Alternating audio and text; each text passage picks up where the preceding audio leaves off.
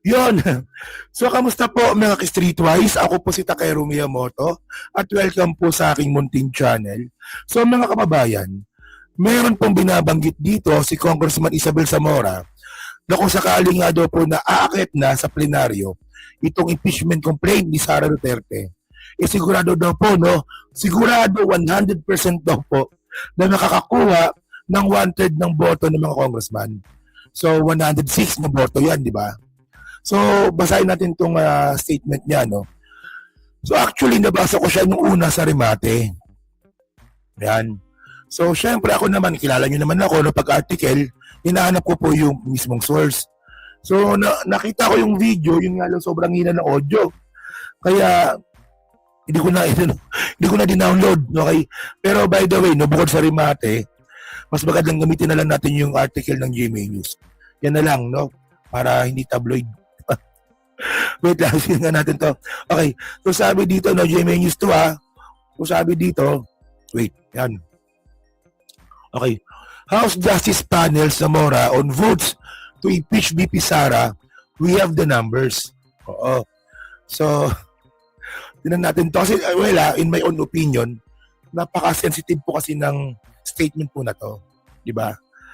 Kaya, medyo, may babanggitin ako mamaya, no, kasi, basahin natin to. So, sabi dito, so House Committee on Justice Vice Chairperson and San Juan City Representative Isabel Zamora on Saturday expressed confidence that the lower chamber has enough numbers to impeach Vice President Sara Duterte.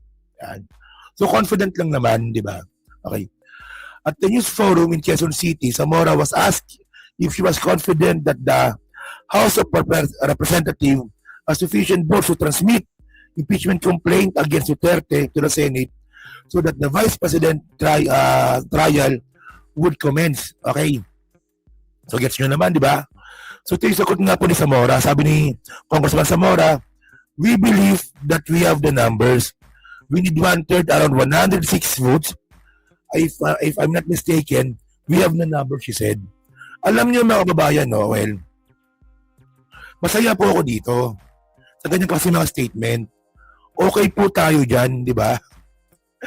Yun nga lang kasi, no, ito yung worries ko dito eh. No? Yung worries ko dito kasi si Congressman Isabel Zamora, hindi lang naman siya basta-basta congressman eh. Di ba? Siya po is vice chairperson ng Committee on Justice. So baka mabutasan na naman to ni Toron.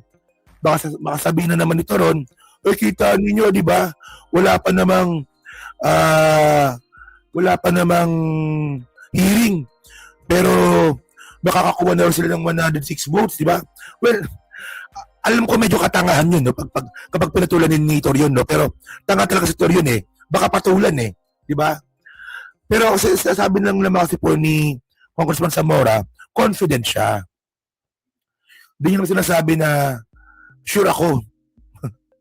Kasi actually merong nagbanggit na sigurado na eh, no? Meron pong statement ito si Congressman Irice na nagsasabi na 100% daw po, no, na sure na makakakuha daw talaga ng 106 na boto itong impeachment complaint ni Sara pag umakat na sa plenaryo. Di ba? So, good luck kay Sara. Kasi mangyayari na lang pala dito is kailangan lang talaga mapakita ng House Committee on Justice na mayroong probable cause po itong mga final na kaso kay Sara. Di ba? Well, alam niyo naman kasi kasi may mga abogado po kasi si Sara na mahina po utak. Di ba? Na pipilitin nila po nila yung mga bagay, no, para pabor sa kanila kasi wala naman tayong magagawa kasi kakampi nila yung Supreme Court. Kahit katangahan po mga kababayan, gagawin po nila yan. Tignan nyo last year. Last year, di ba? Ampaw po talaga yung complaint, yung petition for certiorari ni Torion. At nagulat po ang lahat na kinampihan po ito ni Supreme Court. Especially nga po ni Leonen. Di ba? So umaasa na naman tong mga hayop na to, no? Na ito si Torion nga po, baka makachamba na naman ulit. So yun mga ka-streetways, no? So well, para sa akin, kung talaga mangyayari itong 106, no? More than 106 na boto na makukuha nga po sa plenary, dito nga po sa impeachment complaint ni Sara Duterte, masaya po tayo dito. Kasi nga po, makakaroon na po ng trial sa Senado at mahubaran na po talaga ito si Sara Duterte, no? Mahubaran. So by the way, mga kababayan, no? Ito po yung pag-file nga po ng kaso ni Torion ng certiorari. Yan, dito yung press con nila, di ba? So kasama pala dito si Vic Rodriguez, si Torion, si Bundok kasama rin pala. Pero by the way, mga kababayan, alam naman po natin na ang gusto po talaga ni Torion mapatigil po yung hearing. Hindi ito tungkol sa TRO, hindi ito tungkol sa mga sinabpina. Ang gusto po talaga niya ni Torion is mapatigil po yung hearing. Di ba? Ang gusto rin po ni Torion, mga kababayan, itong kampo ni Sara Duterte, mapatahimik yung mga witness, especially si Madriaga. Di ba? Syempre, isa rin po dyan is yung mablock po yung mga sabpina.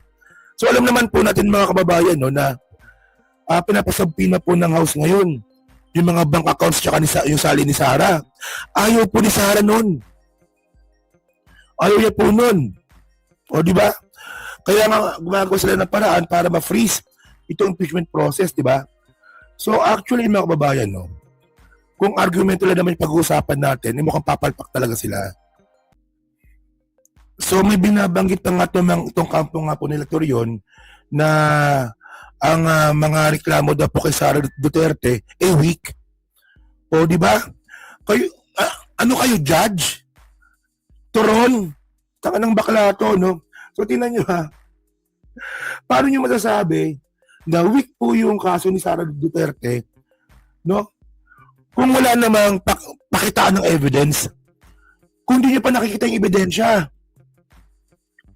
Kung hindi pa nagsisimula yung hearing, kung hindi pa natin naririnig yung mga statement ng witness, ayaw nyo lang aminin na takot talaga kayo, di ba? So, by the way, mga kababayan, no, kung mapapansin nga po natin, no, na from the start, from last year pa lang, dinadaan talaga nila sa technicalities. Di ba? Yun nyo, di ba? Pati po ngayon, di ba, kung makita na po natin yung certiorari nga po ni Torion, dinadaan na naman po nila sa technicalities. Di ba? So, wala. Ayaw nyo ng katotohanan. Puro technicalities. So, wala tayong magagawa dyan, di ba? So, ganyan po yung mga bobong mga DDS, mga ka-streetwise. Di ba? Hindi po talaga nila alam ang mga nangyayari. Basta, tinan ninyo, ha, pag merong mga DDS dyan na tinatanong, kasi marami ng Kali survey ngayon, no? Na pag tinatanong, no, kung si Sara ba guilty or not guilty, sasabihin ng mga DDS, not guilty yan. Tapos pag tinanong mo kung bakit, wala namang masagot. Yan. Yan po problema natin sa sistema na kahit po na bangmang sa takbo ng politika ay kayang bumoto. Well, right. So yun na, kababayan, no? Pero sa akin lang, no, kung babalikan po natin tong statement nga po ni Congressman Isabel Zamora na sure na raw po, no, na merong confident pa lang, no? Confident na confident raw po na makakakuha ng 106 na boto, no, against kay Sara Duterte pag umakit sa plenaryo. Good news po yun. No, ako naniniwala ako, no, na mukhang malabo nila makuha ulit yung boto last year. Kasi especially yung NUP, di ba, bumaliktad na. Well, pwedeng bumalik yan. Depende po yan. Pero yung 205 na boto last year, mukhang di nila makukuha yun. Pero ang malinaw dito, yung 106, mukhang makukuha po nila. Di ba? So, abangan natin yan. No? So, ang kailangan nilang talagang gawin dito ng Committee on Justice, kailangan lang nilang ipakita sa taong bayan na meron talagang probable cause itong si Sara Duterte sa mga binibintang po sa kanya. No? Di ba? So, yun na, kababayan. So, kayo po, ano masabi nyo nga po dito sa statement nga po ni Congressman Isabel Zamora. No? Di ba? So, kayo po ba, naniniwala po ba kayo na posible nga na umakyat talaga sa Senado itong impeachment complaint ni Sara Duterte? No, at tandaan po natin, no, na meron pa rin po kasing balakid dyan sa impeachment ni Sara. Ito nga po yung TRO na gusto nga pa mangyari ni Torion.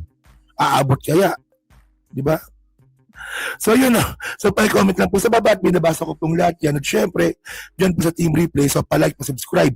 At di na makalabisan, pa-share na rin po na content natin ngayon. So thank you mga ka-Streetwise. Kita na lang ulit tayo sa susunod nating content. So thank you. Salamat and bye-bye.